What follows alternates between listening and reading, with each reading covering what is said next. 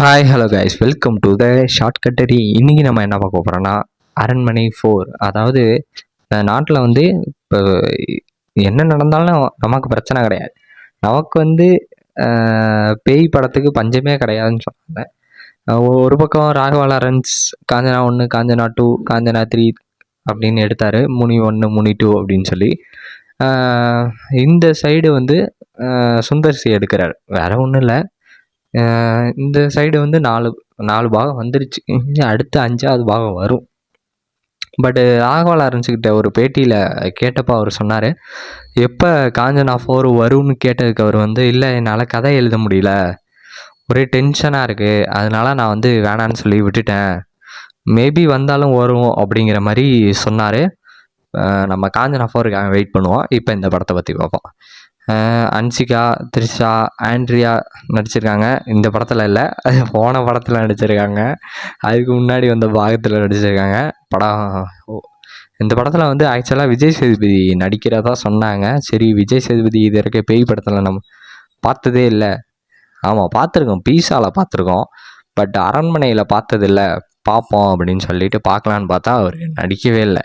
சரி, யாரையோ கூப்பிட்டு பார்த்துருப்பாரு போல், யாருமே வரல. உடனே இவரே நடிச்சார். வினய், சித்தார்த்து, அப்புறம் ஆர்யா, இவங்கெல்லாம் நடிச்சிருக்காங்க.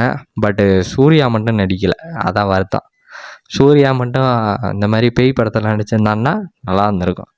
படத்தோட கதையை பற்றி பார்த்தீங்கன்னா, அதாவது ஹீரோவோட தங்கச்சி வந்து 10 வருஷத்துக்கு முன்னால், அதாவது லவ் மேரேஜ் பண்ணி வீட்டை விட்டு போயிட்டாங்க. போன தங்கச்சி இன்னும் வரலேன்னு சொல்லி அவரும் போய் பார்க்கல, தங்கச்சியும் வந்து பார்க்கல. சரி, ஃபேமிலியோட சந்தோஷமாக வாழ்ந்துக்கிட்டு இருக்காங்க. வாழ்ந்துக்கிட்டு இருக்கும்போது திடீர்னு ஒரு நாள் என்ன ஆகுது, திருவிழா சமயமாக பார்த்து, அதாவது ஹீரோவோட தங்கச்சியும், அதாவது தமன்னாவோட ஹஸ்பண்டு சந்தோஷும் இறந்துடுறாங்க. ஆமாம், அந்த குழந்தைங்கள பார்த்துக்க ஆள் இல்லை. உடனே வந்து கோவை சரளாவும் இவரும் வந்து பெட்டி எடுத்துகிட்டு கிளம்புறாங்க தங்கச்சி பிள்ளைங்கள பார்க்க. சரி, நம்மளாவது போய் பார்த்துப்போம் அப்படின்னு சொல்லி. இதில் காமெடி நல்லா ஒர்க் அவுட் ஆச்சு அப்படின்னு சொல்ல மாட்டேன். மியூசிக் ஹிப்ஹாப் தமிழா வேறு லெவலில் பண்ணிட்டாரு. ஓரளவு நல்லா தான் இருந்துச்சு. பட்டு என்ன இருந்தாலும் அந்த பாட்டு மாதிரி வருமா, குச்சி முட்டாய் குருவி ரொட்டி அப்படின்னு சொல்லி நல்ல பாட்டு அது, நல்லாயிருக்கும். அப்புறம் 3 பேய் செம்ம ஃபிகரு அப்படின்னு சொல்லி அந்த பாட்டு, அது அருமை. அதெல்லாம் சொல்ல வார்த்தையே கிடையாது. அருமைன்னா அருமை, அவ்வளோதான். அப்புறம் இன்னும் ஏகப்பட்ட சொல்லலாம். இந்த படத்தில் வந்து அதாவது அதுக்கப்புறம் இன்னொன்று இருக்குது. அந்த சிவப்பு கலர் மச்சம் ஒன்று இருக்கும். அதுவும் இந்த திருவிழா அன்னைக்கு பிறந்தவங்கள தேடி அந்த பேய் கொல்லும். அதை வந்து தடுத்து அந்த பேயை கொன்னாங்களா இல்லையாங்கிறாரு. வழக்கம் போல் என்னென்னா, சுந்தர்சி படத்தில் எப்பயுமே கிளைமேக்ஸை வந்து கோயிலில் தான் வைப்பாங்க. அதே மாதிரி இந்த தடவை கோயிலில் தான் அவர் ஒய்ஃபு குஷ்புவை ஆட வச்சுருவார். அதே மாதிரி சொல்லியிருப்பாங்க போல், எனக்கு தனியாக ஆட ஒரு மாதிரியாக இருக்குது, கூட யாராவது ஆட வைங்க அப்படின்னோடனே சிம்ரனை கூப்பிட்டு வந்துட்டாங்க. சிம்ரன் நல்லா வந்து குத்துன்னு குத்துறாங்க, டான்ஸ் பயங்கரம். அவங்க முன்னாடியே பயங்கரமாக ஆடுவாங்க.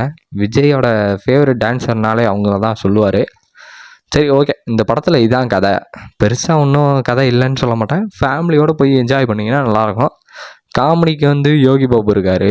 யோகி பாபு, டில்லி கணேஷ், அப்புறம் என்ன அவர் விடிவி கணேஷ், இப்படி ஏகப்பட்ட பேர் நடிச்சிருக்காங்க. மனோபாலாவை கேட்டதுக்கு அவர் வந்து இந்த படம் ஷூட்டிங் ஆரம்பிக்கிறதுக்கு முன்னாடி அவர் ஹாஸ்பிட்டலில் சேர்ந்துட்டார்.